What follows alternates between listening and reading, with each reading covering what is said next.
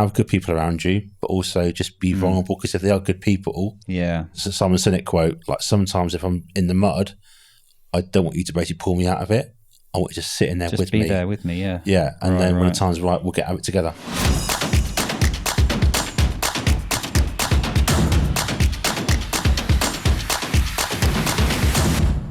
Harry Portch, welcome to the Purpose-Led Leadership Podcast, and Dominic Joyce, welcome back to the Purpose-Led Leadership Podcast. Thanks for having us.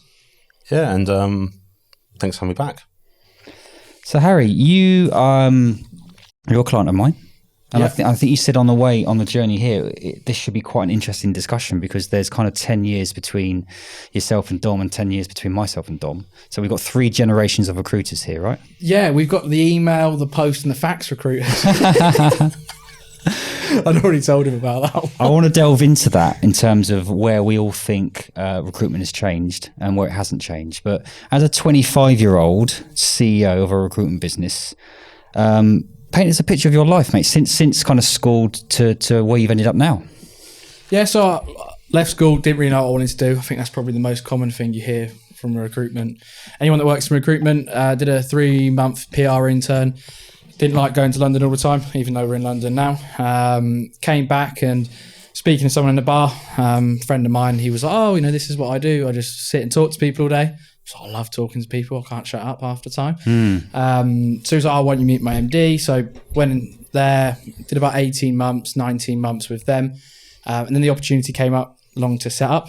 So I was 20. I was playing FIFA at the time, as most 20-year-olds do. Didn't really know what to expect. Thought, this could last 6 months, this could last a year, but it'd be a good laugh to do it. 5.5 years later, it's all still going on. A lot of change has happened. I think we spoke about quite a lot, personnel, but also industries. We used to be really broad. Now we're really niching down, really focusing, working with some really cool brands. A lot of the brands that I want to work with are the ones that we might wear, we might eat, drink, anything like that. So. Yeah, it's been an interesting ride, a lot of highs and lows, but yeah, we're getting there. So why recruitment specifically, and what do you enjoy about recruitment? I like just speaking to people is one thing. It sounds a bit weird, but when I speak to a candidate they might work for a major media outlet, for example, just listening to what they're doing and just like hearing the stories, and I absolutely love doing that part, just getting to know people, having a bit of a laugh with my clients as well. If I can't have a laugh with a client, I probably won't really work with them, to be honest. Yeah. I'm quite funny like that, just because I want to enjoy everything that I'm doing. Yeah. Like for me, as solicitors, I'm not probably going to enjoy working with them that much. So for me, I just love getting to know people, love speaking to people. Something I really love as well is, when the candidate says, I'm looking for 28 and you get them 40K. Yeah, you're right. And like their life is just not completely changed, but it's going to have a huge impact. And then obviously you get along so well after that because you've had a good impact in their life. I really like doing that side of it as well, which is probably why I can't step away from billing and working with candidates. That's a really interesting take because, I'm 47 now, I've got 25 years of recruitment experience. And I think that having a laugh wasn't really even on the agenda when I was doing it. And I've learned to do that with my clients. And I think it's a human-to-human thing. But I do think the market's changed. And Dom, you can probably interject. I think that it feels like there's a much more relaxed kind of approach to business, would you say, in the recruitment market? I think now it's definitely consultative, and you can use the cliche, right? But people buy people, right? People care now who they work with, and I think a lot of it now as well is they'll work with someone like Harry based on his name, not the brand on the door.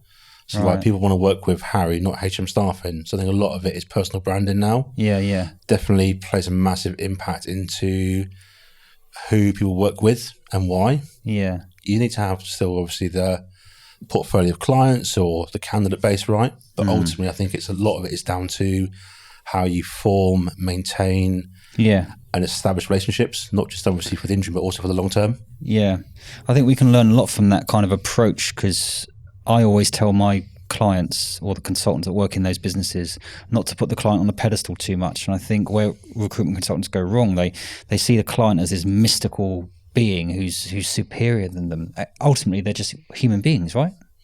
Yeah, massively.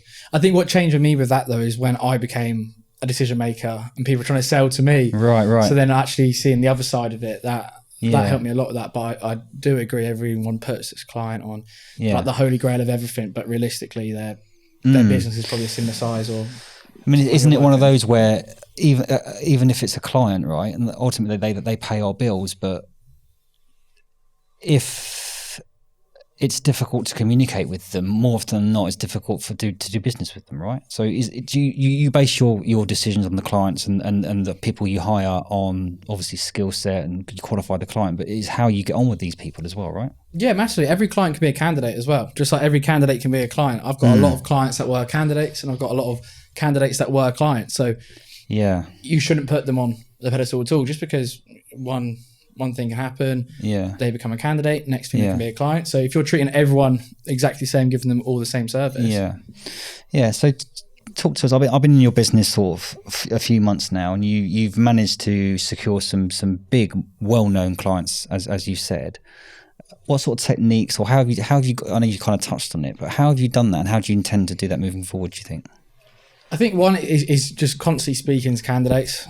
I just want to speak to the best candidates from big brands, that when you see that CV, you see, let's say, marketing manager at, and then a really well-known brand, it's an eye-catching CV. So for me, having someone like that and being able to talk to prospects about it puts me on a certain position of, he's a go-to person, he's got the best candidates, I need to be working with that person as well. So that's one thing with us. Like, that's how we got some of the big clients on, because they could work with any agency and any agency would find them people, but is that top candidate going to buy into them? So we spent so much time getting these people to buy into us that then they became our product, that then got us the rep. Absolutely. So it's that credibility piece, but also I think that a lot of recruitment businesses they say they're specialists, but they're not really specialists. No one's a specialist. I'll take your opinion, both of you, on that. What do you think makes a good specialist? I think a lot of it is down to how they act when there's no roles for them. So they're always quick to kind of say, I'm a specialist, I've got roles for you and candidates. But I think it's a specialist to me is someone that I can go to with anything at the drop of a hat. Ask for not just a candidate, but also for opinions, right? What's the market doing in, I'll make it up, marketing or in tax?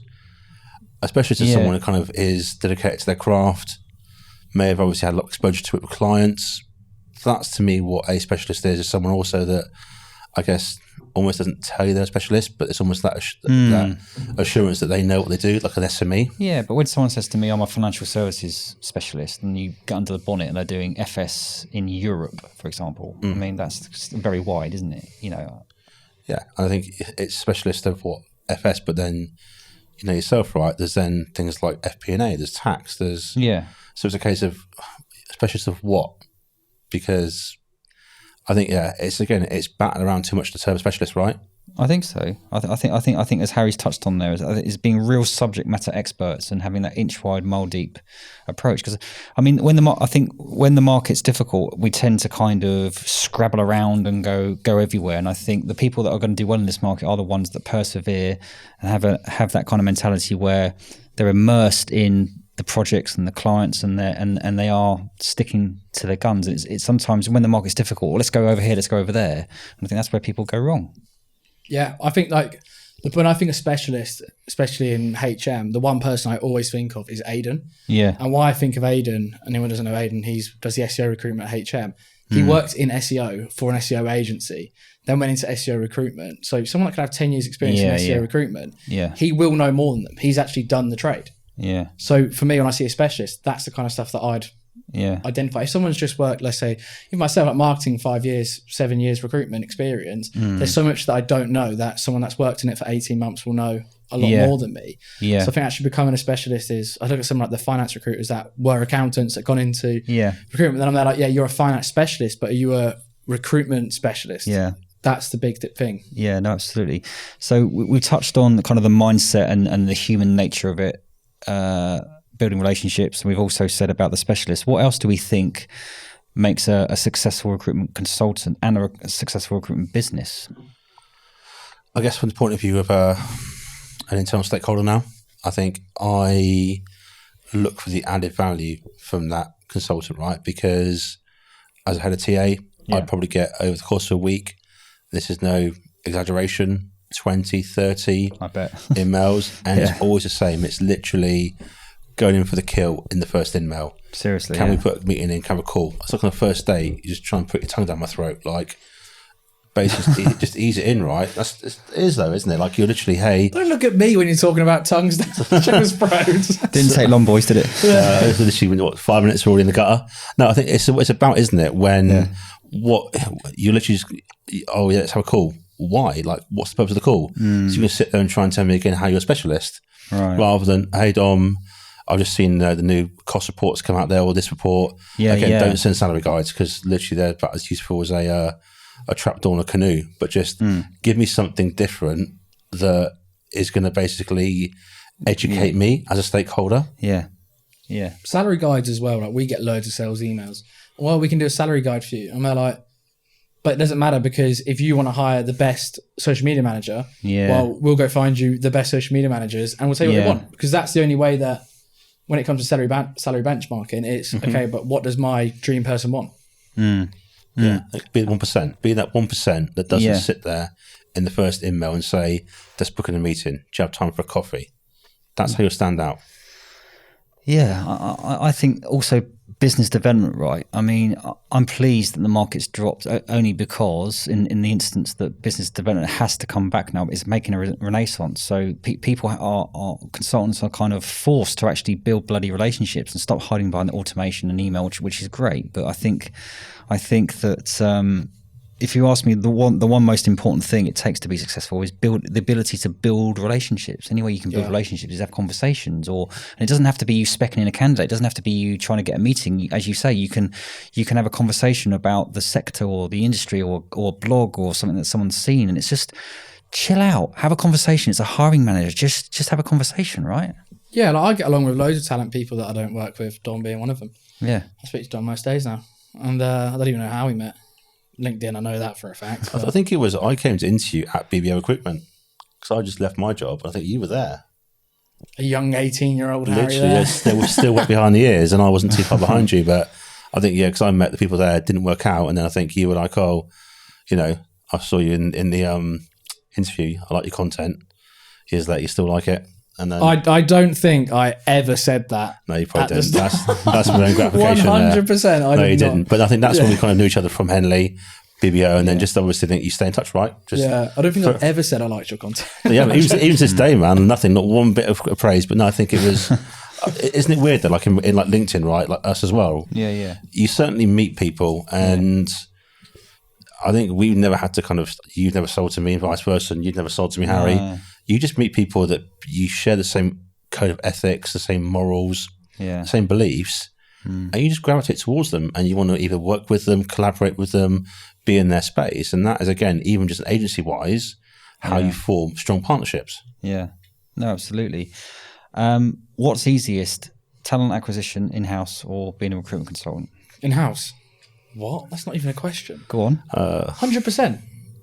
No, you answer. I will. I was going to say, if Dom doesn't agree, then go back into agency, mate. But and you said I went into in-house because I hated the business development side of agency.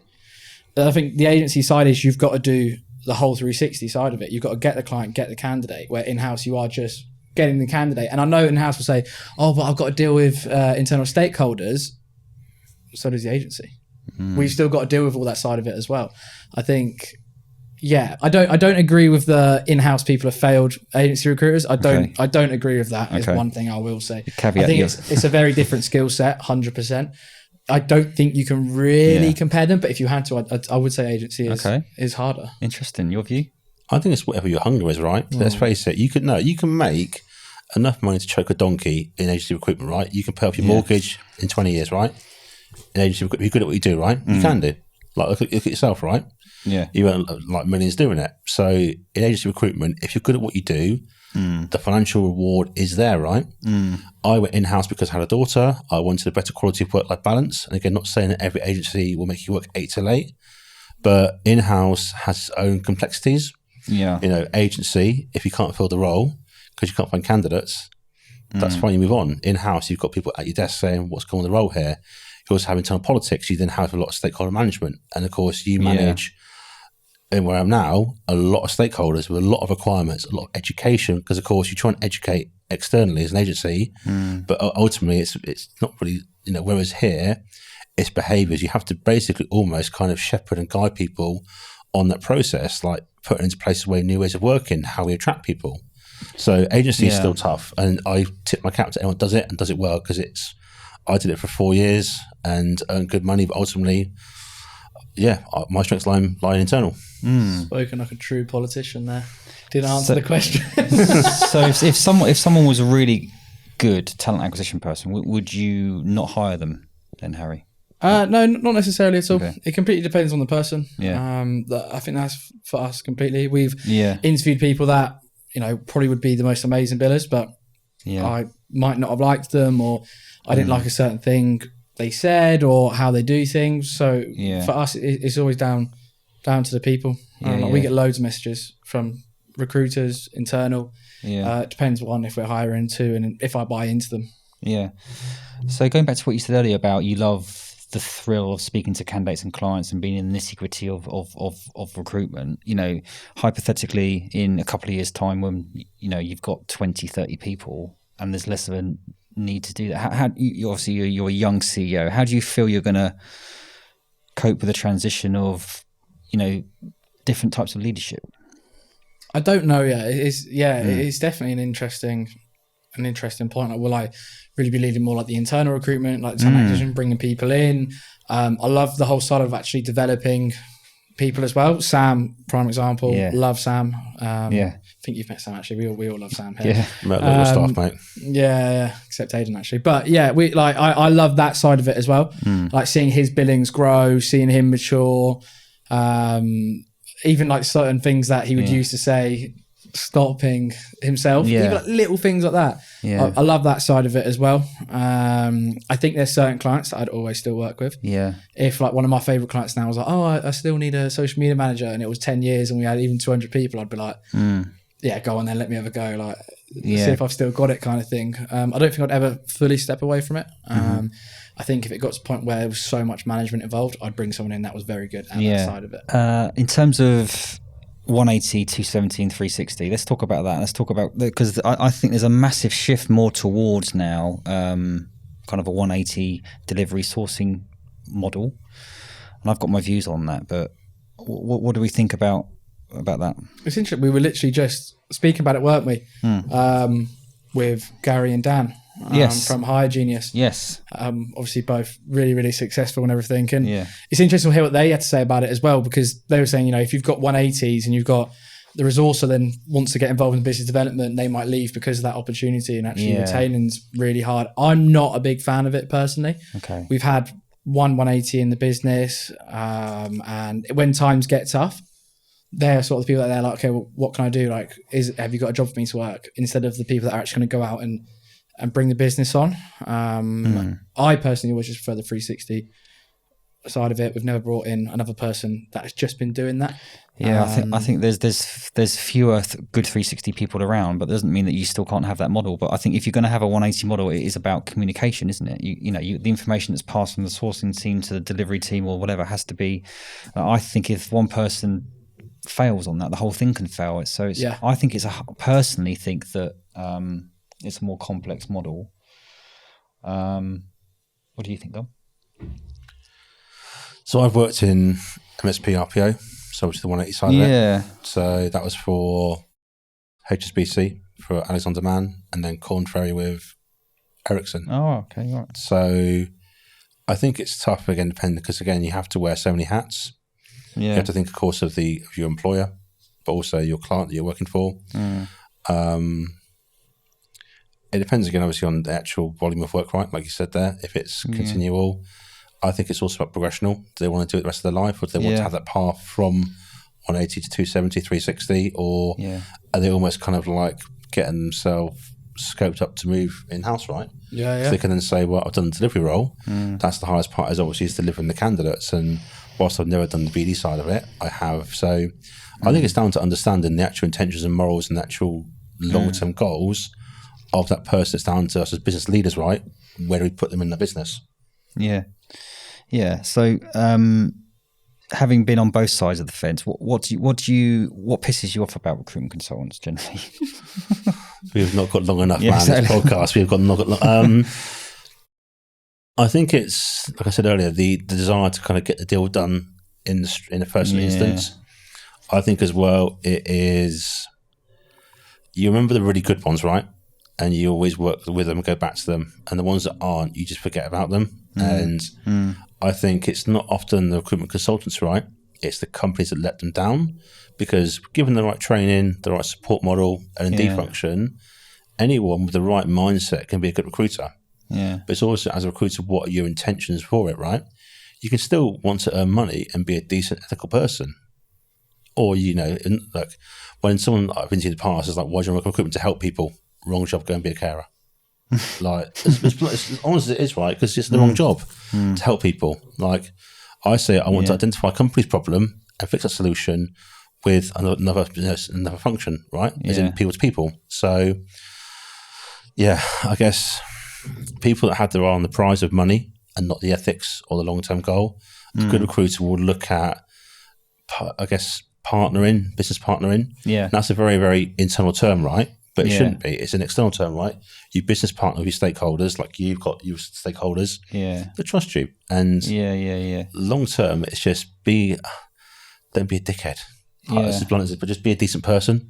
Yeah. We can talk about what recruitment consultants can do more of in a better way, but things like ATS systems for the bigger companies, that kind of stuff. For what do you think clients and hiring managers and even people like yourself, a talent acquisition person in a big sort of company, there's a lot of conjecture on LinkedIn about companies not coming back to candidates, or you have to fill out an ATS and it's a copy of this, and you get lost in the ether, no one comes back to you. What's your view of all that kind of stuff? So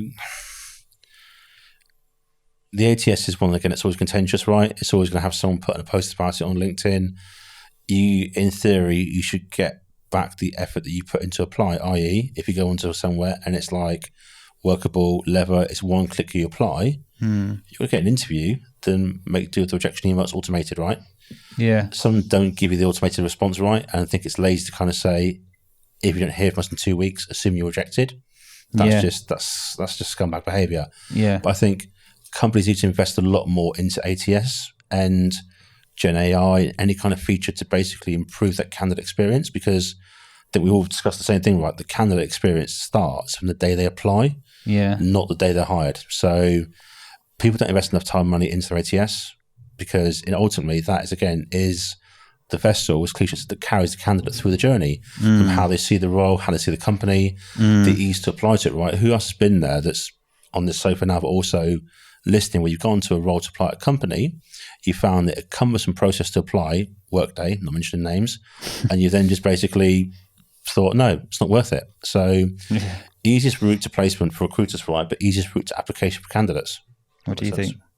I think the ATS stuff, I think, like you said about people writing on LinkedIn, you have to have certain words to get through it. It's a human doing it as well. Like, I think that's also, everyone always forgets. Me and you always moan about it. It's like, I get like some companies that when they get like 2,000, 3,000 applicants, they say like, if you don't hear from us, then you haven't got it. I get it at that point. Like an Apple, right? But then again, Apple have the resources where they could let everyone know. Yeah. But then it's the time versus the money side of actually how much it's going to go investing into that. I also think if the person is relevant as well, right? Like if you put a job in that's on site in Reading and you get someone that's applying from Barcelona, you kind of expect it, right? I'm just wondering if the current or old concept of we've sent out a JD and we want CVs to apply to that JD, I think it's such a flawed model, because a JD is just a document with some words on it, and a CV is a document with some words on it. So I think there's an onus on the candidate, the client, and the company to all play a part. What I mean by that is, I think that if I was a candidate and I wanted to get my head above the parapet, I wouldn't just be sending my CVs. I'd have a video CV. I'd have a picture on my CV. I would walk in person and drop my CV off. If I was a client, I'd try and elevate the spec and the role a little bit more. I think there's a complete misunderstanding of the importance of all these parties actually doing something a bit different, as opposed to just matching a CV to a JD. lackadaisical recruitment. It's lackadaisical hiring, because I pulled out JDs internally that probably older than Harry, respectfully. And it's like, when was the last time they 26 on Monday? Yeah, it's going strong, Getting mate. on a You're bit like a now. day over 25, mate. You're doing well. And they're that old that you couldn't tell you the last person that wrote it or updated it. Yeah. It's things like must know how to use Lycos email, like, or AOL. Yeah. So I think a lot of it is down to companies also owning what the story they're telling. Often it's a case of, and you read anyone, right, they're always at hostage demands. You'll do this. We want this. How about just being open and saying, right, we've got this project. We're not doing so well right now. We're being vulnerable. We need someone to come and fix this problem space. Right. Tell us how you're going to fix it. Yeah. And yes, certain professions will need a certain skill set, right? And to your point, video CVs, to stand out is a great way. There's a girl called Marta online who put a video CV on there. Have you seen it? It's awesome. Marta put a video CV as a project manager. Right. Mate, it bangs. It's literally like 120,000 likes. No way. Wow. It was like a bit like it was a video, wasn't it? Her walking down the street. Yeah. How long is it? Like a short clip or something like that? 2.5 minutes, but she then does it in like, it's not even short form. But I was like, I'd hire her. I'd make room for her. So I think, it's a case of, what can you do to stand out? Again, it's about being that, it's again a cliche here, but be the 1%. Like, totally. And it's things like, if as a recruitment consultant, I'd want to try and be in on the interviews myself, try and influence that. There's all these different things that we can do, all three parties can do. And I think sometimes all three, I think consultants can be lazy, I think candidates can be lazy, and I think clients can be lazy, and they've all got a sense of entitlement. And for this to work, all three. So if I was a recruitment consultant on my form, if I was doing perm, I would encourage my clients, well, I'd like you to do a video CV about the JD. Don't just send me a JD. Or it's that kind of consultancy that's the difference, I think. Yeah, again, it's the whole, I agree, but then you're forcing people that are introverted to be extroverted, which is, they'll say... Well, it doesn't necessarily have to be just a video. What I'm trying to say is that I think a company sometimes feels that a candidate was just going to come and knock on the door and can I come and work for you? And it's just, sometimes it's not enough. I agree. I think also we say that the CV's dated, right? Because it is, right? But also so are most of the hiring processes, most of the JDs. Yes. Recruitment as a whole, right, is dated.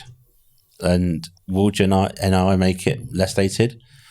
To a certain point, but companies will still hold on and strangle the narrative of, let's still make JDs, let's still make it a 4-stage process we don't need to make it 4. Let's still require CVs, let's still require a bachelor's degree for a director role where it's not impertinent to the role. You've been doing that long now in employment that it's a 20-year-old degree. All these things, again, but it's down to recruiters, both externally and internally, to educate and challenge stakeholders. And the problem is very few people want to challenge that. Yeah. And I think also as well, it's not just about understanding what the JD is. I think we can go further as recruitment consultants, understand the values of the business, or what the objective and the ethos is of the business, holistic as a whole. What's the problem, the role solved, that kind of stuff. I think that's where we can add value. I've seen some JDs recently. I spent more like storytelling. I think it's really cool. That's quite cool. Video ones, I don't think will ever work. It was when video interviews were really big during COVID. Some of the video interviews, we'd get candidates just say, no, I don't want to do a pre-recorded interview, just go to a client. And also like some of them, like you'd get them back and like just like the face expressions, but people are watching themselves in the videos, so they're like pulling faces or they're like doing like selfies, like holding them up and stuff. And it just wasn't. Yeah, but I think there's also things like leaving voice notes instead of text messages, and kind of I'm big on that. Yeah. Instead of having phone calls with clients and candidates, have a Zoom with these guys. If you've got candidates in interview process and you've only spoken to them on the phone, this day and age, I think you've got to try and meet them online. It's those kind of things. I think that sometimes we don't do well enough. I think I had today someone send me a video CV about a job, and I was like, do you know what? Fair play. And it was, hi Dominic. It wasn't a hi hiring manager. It wasn't a general one. So they actually made you have to go and record a video CV. Well, it's a minute video to say, I saw this role. Here's why I fit it. Do you have 5 minutes? And I was like, do you know what? Fair play, because of this is everyone listening to the podcast right now is internally as a recruiter, my job's not to find your job. My job is to direct you to our careers page generally, where you find the job that you want and apply, then we engage with you. Slightly different to obviously what you do, right? I know you don't help everyone find a job, but I must get, again, 20, 30 weeks saying, here's my CV, 10 what roles I'm good for. I'm not a career coach. That's not what I do. I help, obviously, I guess, again, I'm a conduit between the candidates and the clients to make sure, of course, that if you're applying to a role, then I'll guide you through the process, but I'm not here to basically career consult you. No, I agree with that. They do want that, charge them. Well, the other thing is that we don't charge candidates, do we? I've always wondered, not that we should necessarily, but I think that candidates doesn't cost them any money for the services that we provide. And I think sometimes they forget about that. Yeah. It's a weird one, isn't it? I've seen people pitch it as to candidates like, it's like pro bono. I'm like, no, it's not. It's really not like that. But I've also heard people pitch that to clients. It's free until we place, and you're like, never say that ever again. Yeah, I think some candidates as well just really don't want to work with agencies. They're like, I don't want to work with a recruiter. And I'm like, why would you not want to work with a recruiter? Lots of the jobs that I have on aren't advertised anywhere. You don't know about them.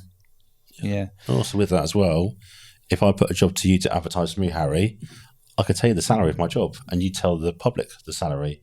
Internally, unless it's a retail role, it's lower entry. Let's say lower as an entry level early career. We can't advertise the salary. No one knows what it's paying. But if I said to Harry, right, I need a project manager, it's paying 100k a year, go and get it for me. There's a chance, right? This is not to kind of then get everyone to then DM me, right, as a recruitment agency, but Harry knows that I'm paying 100k for a project manager. It's been shown in stats and data that people apply to more roles that display more salaries. Right. Yes, you'll still get people that aren't right, that still see 100k, but there's a chance that Harry will uncover more candidates that are right for the role, for the PM vacancy, because he can display the salary, whereas I can't. So I think I would always encourage people to use an agency, but again, like anything, do your background research, due diligence. Are they going to treat your CV in a way that's ethical and not just basically spray it and pray it? But no, there's definitely a benefit and use to use an agency.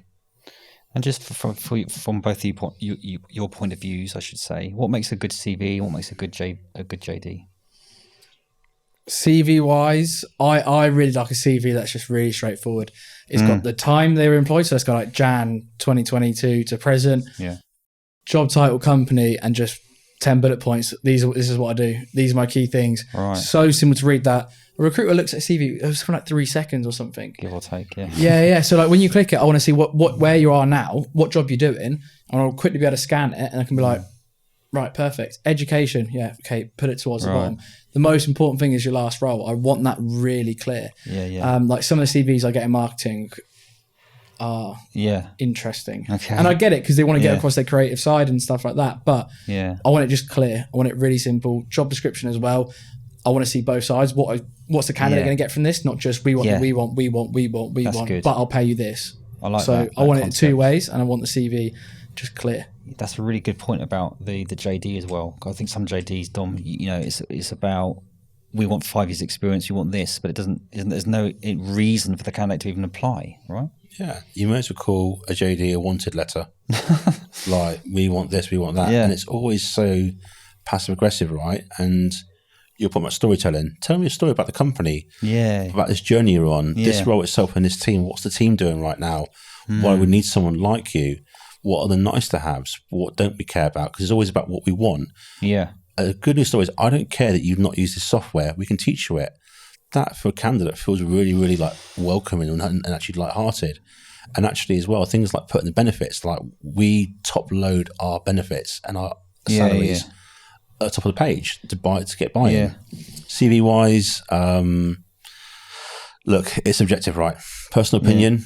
I think, like Harry said, like if you've been an accountant, I know that you do the basic things right of accountant, what they do, but what do you do that goes beyond the role of accountant? Where's the added value? Where's the achievements? Also, don't waffle, but you're right. Some stats as well. Some stats. But you think about it too, if you're trying to hire an accountant and you get a CV, what's the first thing you're going to look at? Not the name.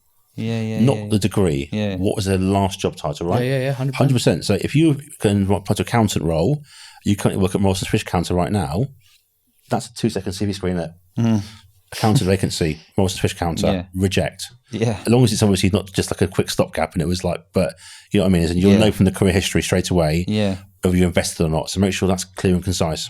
I got one that was really satisfying the other day. They had about 8 different jobs over like 20 years. And under every job, they'd put why they had left. Right, every single one. Every single one. Right. Reason for leaving, RFL, was this. And I was like, that's nice. But then again, it's also like, you know, some of them obviously like, Yeah. you don't always know, but it is, I suppose, like, oh, it was a fixed term contract due to this, or I relocated here and then and I was just there like, especially if you've moved around quite a few times. Yeah. It was quite useful. So have you guys got any kind of funny stories or war stories about your first placements, or kind of any sort of shenanigans that have gone on in recruitment in your time, or any nice places you've been? I've been to places like Vegas and all sorts of different places. One of the first guys that I placed actually died on site, and I actually replaced him. It's quite hardcore. Well, you just said funny stories. Yeah, that's funny. That's harrowing. Well, mix it up a bit. Got another placement. I think the first person I ever placed, they got sacked after 6 months because after 3 months they passed probation, and they used to bring a sleeping bag in and used to have a nap every lunchtime. That was a pretty interesting conversation with the client. I was like 18. I was like, they're doing what? And I was looking at my boss like, am I allowed to do that? And like, what's kind of the stuff here? Like the incentive trips as well. I hate the idea of the incentive trips. And I'm very vocal of this. And me and the team is like, why do I want to go to Ibiza with them? And I said to them, like, no offense to it. Like, I'd rather pay you more in commission. You can go off and do your own thing. I mean, that's one of the things that when I asked you the question, what's changed at the start, when I was doing recruitment, it was about, you know, work hard, play hard, lunch clubs. We went to Monaco, all that kind of stuff. Now I would really dislike doing that. Last thing I want to do is spend 48 hours on the boat drinking Sambuca with a work colleague I just spent the last week with. And you kindly invited me to your Christmas do, and we had Dom came as well, baking a fucking cake.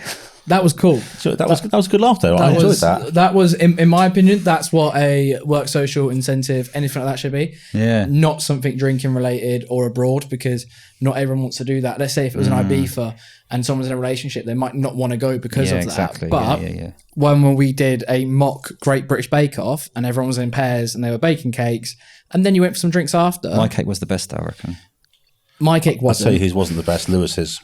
Yeah. That's true. Lewis, horrific cake. Let's not talk about that. But that's the kind of stuff that I think the industry's still not changing yet. Like we heard earlier, Vegas incentives and all that. Yeah. No way would I want to do that. I still think, like the meeting we was at today, we talked about the advice was not, if you're setting up a recruitment company, don't set up like as in a boys club or a cult kind of thing. And I think that there's still remnants of that, but certainly over the last 4 or 5 years, the whole incentive thing's changed. I think the whole what people want has changed. It's not just about money. People want a seat at the table. They want a bit of flexibility with their work-life balance, that kind of stuff.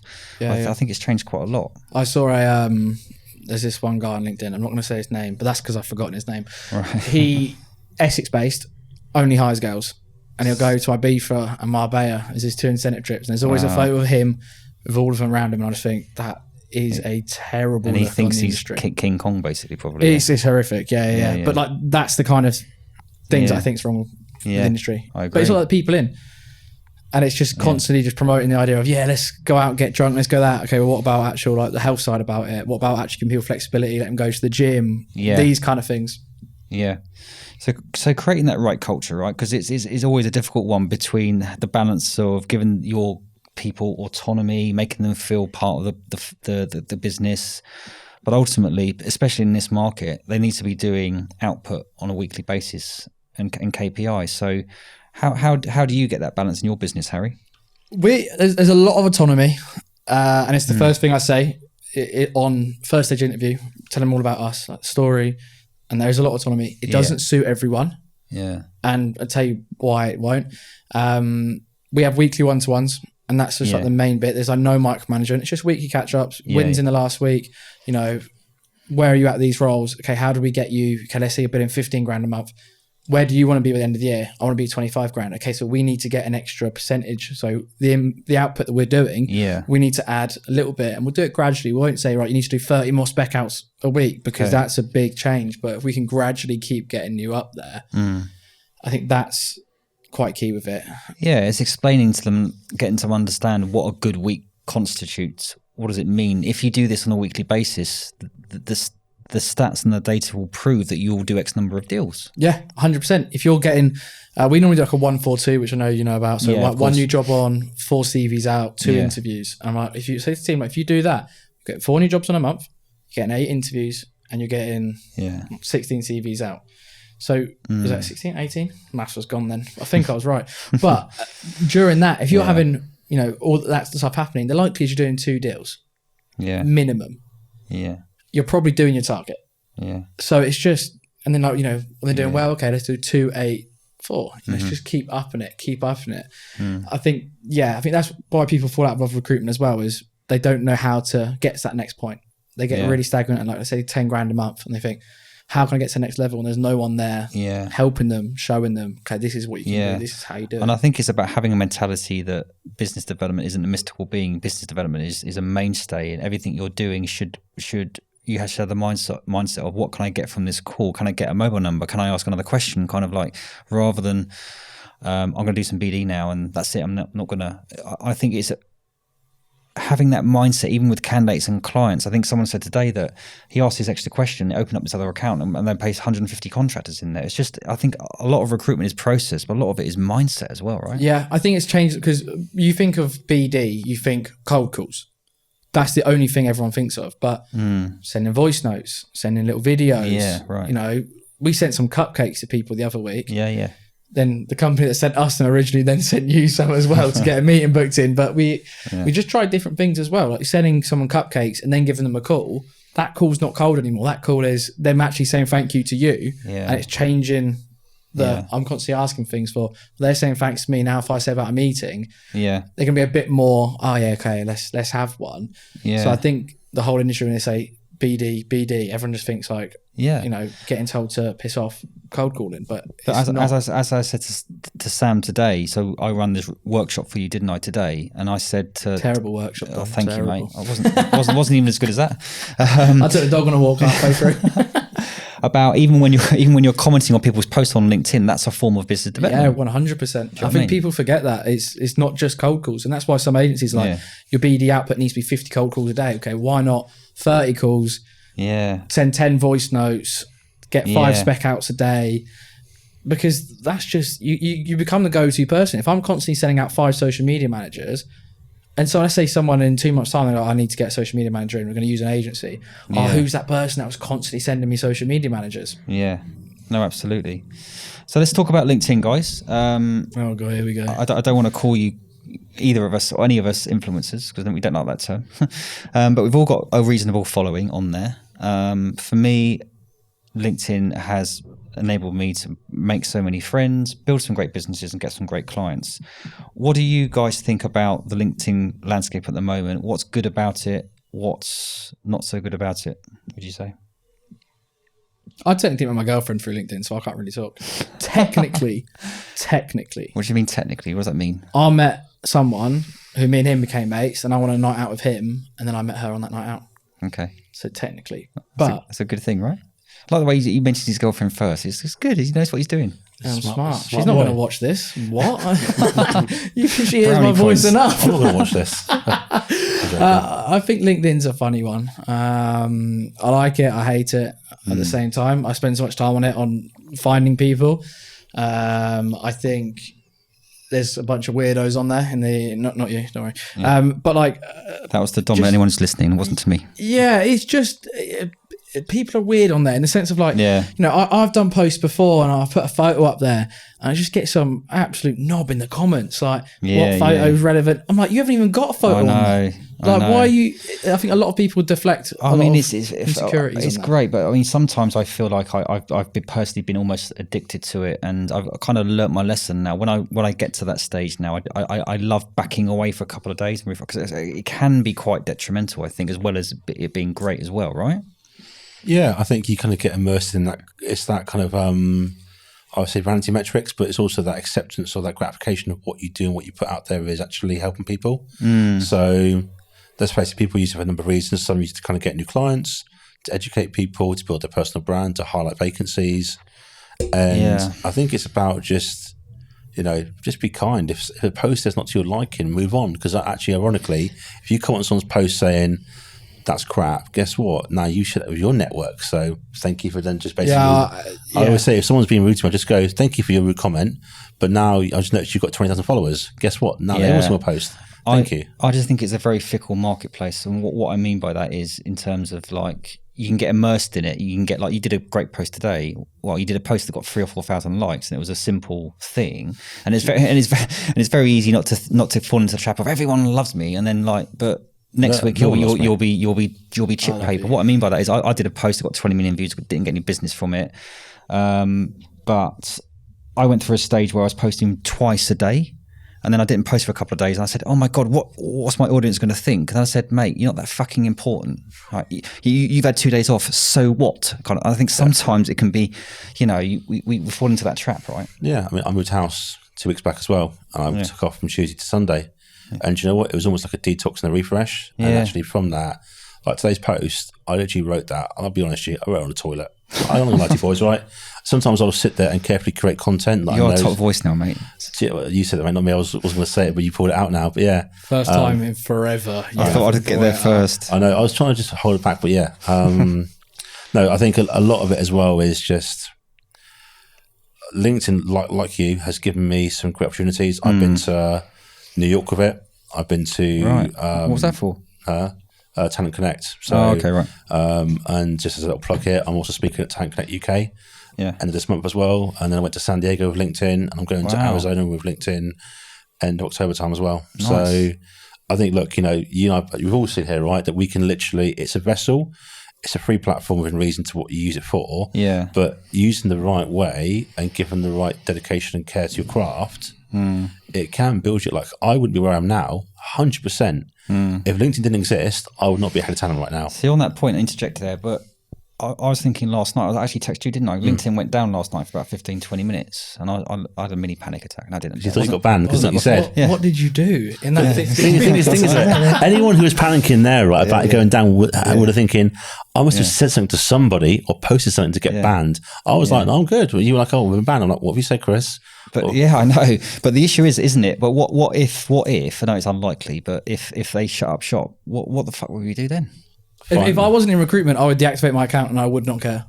Right. You can take it or leave it. I genuinely wouldn't care. Yeah. But I need it for my work. That's what I mean.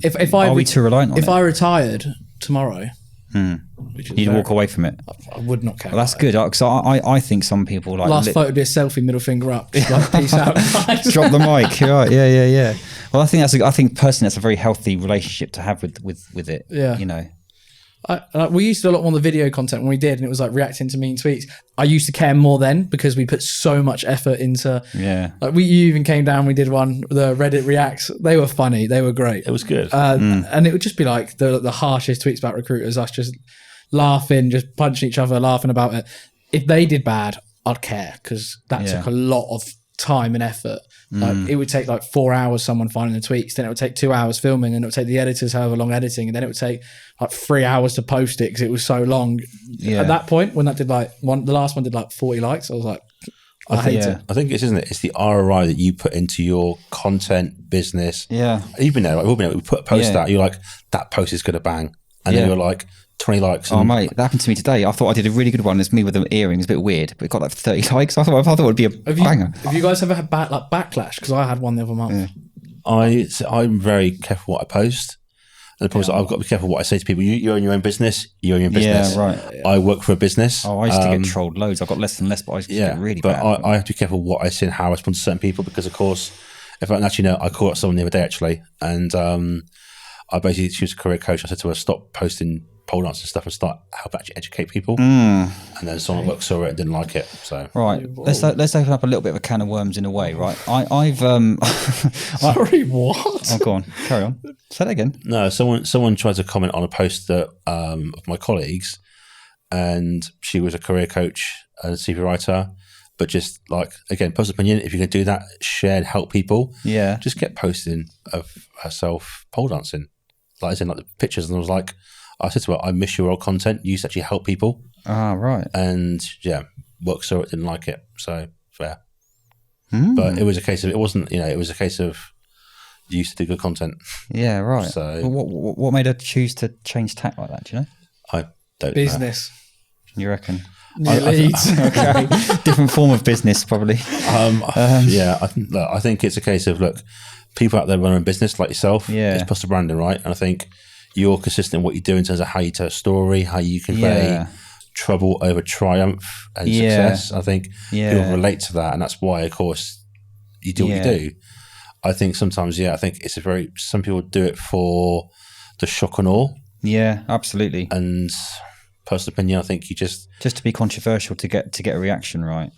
Yeah. On the point, right? And be honest and open. I've used a personal branding agency and got some good results from that for a good couple of years, and then for the last 9 months to a year now, I've done it all myself, and I've loved doing it myself. There's people I know, and Harry, I know you that you've done that as well. And there's people that I know that absolutely slate people who don't write their own posts. Yeah, Dom.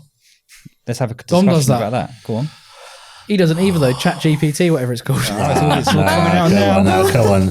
Look, personal opinion. I think. Look, I get more gratification when I post content that does well, that helps people, right? Yeah. And I haven't got the budget to go and pay someone to do it for me. But equally as well, I think people know my voice. I try and write how I speak. So I've said some heinous things as well in the past, and some things that should have got me banned. People know that's my style of writing. Whilst you can give people ideas about what you want to talk about, and both your content is good. Like it is well written content, and I don't like it because you're my friends. I like it because it is good content, right? Yeah, right. You don't need a sympathy like you get because it's like fair play good content. But I think it depends again. Like I think you said it. Me and him had a little bit of a it was a disagreement via WhatsApp. Debate, healthy debate. And I was like, I won. But isn't that like saying, sorry to interrupt you, like I need some gardening done, but because my principles are I don't like personal branding people, I'm going to do the gardening myself, and I've never done it. Or if I'm going to do the cleaning, I'm not going to get a clean. I think isn't it just smart to outsource these things? I think it depends as well. Like you got a big issue with certain people that it's not their voice, they don't have a say. Yeah. It's not the tone, it's nothing to do with them. I think ours are our tone. It is the words that we use and everything like that. So it's fine. But I completely agree with you on that one. And I said to you, it'd be like me saying, I want to get an extension done on my house. I'm not paying a builder. I'm doing it myself. If you're doing other stuff, what's the point? Yeah. I agree as well that you basically, if you can afford to pay someone to take off that workload, but still, and it's the important part, is still ensure, as you probably both experienced, right, the ROI on it, right? Yeah. You'll put an investment into another company to basically almost carry your personal brand or elevate it, and so you want to see an ROI on that, right? And when it doesn't happen, I think it's as Harry's alluded to there. I think if you're partnering with a personal brand company or person and they are an extension of your voice, it's fine, it's great. But if they're starting to steer you away from your authenticity, I think that's fundamentally wrong. And that's it, right? But the thing is that people then will see people that know you, and let's face it, there's people that follow you for years, of course, and you. Then they start to question, well, what's going on with Chris or Harry? Why is they've changed? So for me, I've always thought if I control it, and again, personal opinion here, if I control all my content, all the narrative, they know it's me, and they know that it's my content, and if it shouldn't, in theory, change in what I'm trying to say and how I'm trying to say it. But even this year, I'm trying to work on more short form video. The problem I've got is there is my face. That's the problem that I've got, so I don't like it. Yeah, that's right. Didn't want to say anything, mate. No, it's just true, boys. Look, I have apprehensions about my smile, and it's beautiful. It's like piano keys, mate. I swear now. But I'm getting Invisalign next month. But yeah, so for me as well, it's things about that, isn't it? So personal branding, I get why you boys do it, and I'll always champion you. And Harry did change my mindset on it and how he pushed it to me. I'm actually enjoying it doing myself, but what I don't want to do is I think there are some great ghostwriters and content writers out there that do a good job. But I also think, sorry to interrupt you, there's other people on LinkedIn. Try not to name any names that I get a little bit personally. I get a little bit sick of. This is how you write the LinkedIn post. You have to do it like this. Otherwise, if you're not in the top 1%, you're nobody. Please recycle this post and get everyone to like it. I think for me that just gets very boring. It's subjective, man. All content, like a CV, is subjective. And it's no one's right to tell you how to write a post, right? You can get guidance, right? Like today's post that I did, right? I literally took that screenshot off of Google. Unbelievable. And mate, it's had 250,000 views from one sentence and one picture. I would then write, the other day I shared 100 questions to ask interview to help people. And it flopped. 20, way too long. Way too long. No, but the thing is, it was a handout. You could download it. It wasn't And that was some material to help people in their job search. And it just, I was like, but then if I share literally wanky, like, you know, love, laugh, live quote, and it gets Big up to Lisa from N-Dubs, yeah? Yeah, that's it. And then that gets 500,000 views. I'm just like, well, no wonder people get, you know, I guess disjointed, and obviously Yeah. No, I understand that, but I've learnt my lesson, and I still make mistakes, but every time I post something now, I always say to myself, is this adding value? What's my intention here? And I think sometimes, I think the reason why the post flopped today was I thought it was quite cool with my earring, quite quirky, me trying to be quite funny. I was trying to second guess I was like, what? It was actually a stupid. The earring was not cool. It was not right. Before Chris got to us this morning, Sam went to me, what was that earring? I was like, I don't know. It's such a didn't top work. Man from like 30 years, 20 years ago. Funny. I mean, funny. Yeah, no comment on that one. Again, fashion and taste is subjective. Again, man, I'm going to use that word, but you know, I get it. Like sometimes you try again, but both you boys and me, we try things, right? That's the key, right? Exactly. Is some people post on there the same content, and it's like you can always predict what they're going to post because it's always a case of man. See, that's the thing. I think even a couple of years ago, I got quite embarrassed by that. I got on the likes and deleted the post. I'm like, no, leave it up there. It doesn't matter. It doesn't matter. It's just about. At that time, I thought it was a good thing to do, and I think if you get so concerned about what people think, that's when you're in trouble. But also, like, you could get 2,000, like, you know, your post today, you got 2,000, whatever it was, likes. You know, they might not be anyone that you actually want to speak to, but might do post tomorrow and I get 5 likes. But 4 people are my dream clients, and now then that's it. Like your post you said back there, was it 20 million views? The one you were vulnerable. Yeah. Great post and really highlights again men's mental health, which we should do more of. Yeah. But like you said there, it got a lot of visibility. Yeah. But no clients. But sometimes sharing something so left field that you think won't add value, and suddenly someone's like, actually, do you know what? Thank you. So no, totally. We kind of come to the end already, but in closing, you mentioned mental health and wellbeing there. What are you both doing to make sure you're keeping yourself in check with that? I think you can't underestimate being surrounded by good people. And sometimes, like, it's just... Yeah. So the other day, I would try and voice note people, my mates, and just be like, do you want that voice note to you? I was like, just let you know, mate, I appreciate you doing a really good job. Sometimes it's just having good people around you and knowing that you've got an outlet. As blokes, and again, I'm only going to compare it as a bloke, is I think all men need to have a safe space. And I did that post recently where I was like, my divorce, right? And it was me with this sofa and a TV, and I was like, it is cool to start again. It is cool to admit that you failed. Yeah. And I literally had 20 blokes go to me, I'm struggling, mate. Yeah. I get that a lot. But I put, like you as well, you're quite vulnerable as well on LinkedIn, right? Yeah. You should be more vulnerable, really, if I'm honest. Just be more. Harry, be more vulnerable. Yeah, but I think that as well, is... I support Reading. That's true, yeah. That's enough for anyone. But so just to kind of summarise, I think have good people around you, but also just be vulnerable, because if they are good people, and as the saying goes, it's a Simon Sinek quote, like, sometimes if I'm in the mud, I don't want you to basically pull me out of it. I want you to sit in there with me. Just be there with me, and then when the time's right, we'll get out of it together. So that's Love that. What about you? I only surround myself with people that, one, positive, that will always like cheer me up or anything. Someone doesn't do that, I don't really stay in touch with them. Gym's one thing. There's a big YouTuber called Ben Bray that I absolutely love. He's an online coach, fitness YouTuber. And I was just there like, you know, I'm just going to work with him. So I started working with him, which really helps. Okay. I don't do things, or I don't go places where I don't want to go, or I'll feel uncomfortable. I just want to go. Like, for me, if a weekend is going to the Reading match, watching us lose, and then coming home, you know, chilling with my dog and my other half, perfect. That for me is... I think that's brilliant. I think amazing. It's not just what we say yes to, it's what we say no to. Even people that are commenting on your posts or want to email you, you don't have to respond to these people. No, I get invited to loads, like events, for example, loads. If I might say I'll go, but on the day, if I'm there, like, do you know what? I don't really feel up to it. I won't force myself to go. Yeah. I just won't go. And like, you know, people they're like, oh, if you didn't turn up to whatever. Yeah, but for me, it's just protecting my headspace. I know that tomorrow I've got an interview, I've got a few things to do. So I'm not going to make myself tired and then feel terrible tomorrow, then make myself feel bad that I wasn't performing at a certain level that week, that day. It's That's good. What about you, mate? What do you do to protect your mental health? I think routine's really important. You touched on it. You know, I've climbed Kilimanjaro recently. I've come back from that, and it's taken me a while to recover. So I've lost my routine. But getting up, trying to do some meditation, having a personal trainer, eating the right foods. But as you know, I quite like using my platform as a way of, it's kind of therapy for me in a way. I talk publicly about some of my vulnerabilities. And I like to wear my heart on my sleeve. I like to talk about some of my emotions and that kind of stuff. So I think it's about embracing sometimes that we've all got mental health and not being afraid to say that sometimes.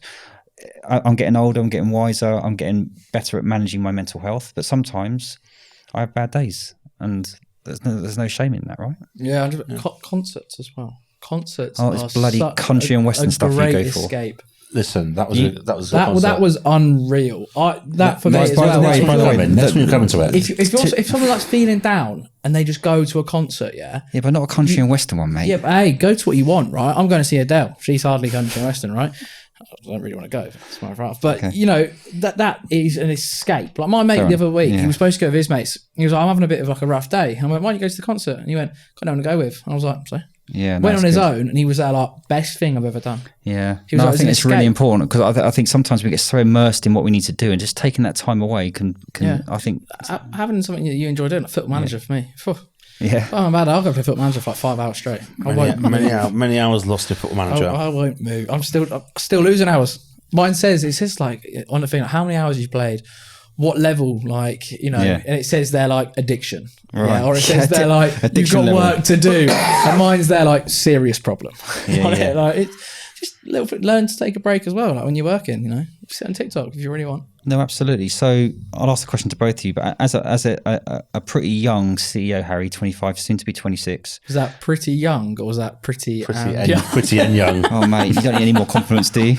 I was just asking, was it a comma or was it none?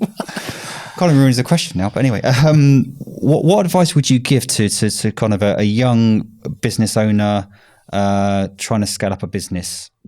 Take risks, 100%. If you're debating setting up, do it. What's the worst that can happen? You know, say if it failed, okay, you go get a job and you could probably get a better salary, is one thing that I always say. And, you know, it could be the next Apple. You never know. Right. Take risks. One thing I'd say is take more photos.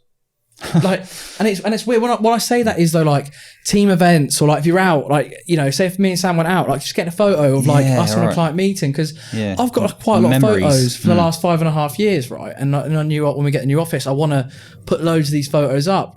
And I was looking back and I was like, I wish I had more videos and more photos to look back in 5-10 years, that if it went really well, of things I could look back on and be like, oh, that was really funny. Like, that's really cool. Like just document being in the moment a bit, actually. Yeah, just document it a bit more. Like, I wish I did that. Right. A bit like Represent did really well. They took so many videos, took so many photos. He's talking like he's 55, isn't he? Like he's only 25. But at 10 years, they did a documentary, and they all this scrapbook of me all looked back. Yeah, I wish I took more photos. 100%. It's something my mum would say. That's good advice. I wish I took more photos when you guys were younger. But like, 100%. That's something that I would do. I mean, there's levels to it as well. Like, don't actually put out the content constantly, pretending you're some really big business. It's a little bit cringy, but keep it for yourself. Yeah. Yeah, I think that's the only thing I'd really say is just, you know, what if it's a lot bigger than you could ever imagine? Go for it. And what about you, Dominic? Have fun with it. Don't take it too seriously. I appreciate it's kind of your goal to build your business, but you become so consumed in it that it's almost like it's life or death. It's not. Like, enjoy the content that you make and actually enjoy the process behind it, because, you know, this year I want to make some more content, video content, and I want to enjoy it. I don't want the pressure of having like, I have to make this make or break. I want to basically make it enjoyable, educational, empowering, not just for the people that look at it, but also for me, right? So I think LinkedIn, as we've all seen here as well, is a platform that will give you everything you need and more. And for most users, it's free. Like, absolutely. So have fun with it, enjoy it, don't take yourself too seriously. And if you don't know the person personally, don't take it personal. No, I think I agree. I think on that point, I think it's important that you want to serve your clients and your audience, your customers, but don't get so hung up on what people think either. Yeah, 100%. Also be yourself. Don't try to be someone else. We don't Yeah. need another Stephen Bartlett. Yeah. We don't need another sort of pushing the fuel, but be yourself with it. Yeah. 100%. On that note, gents, absolute pleasure. Thanks for coming on the show. Thanks for having us. Thank you. Appreciate it.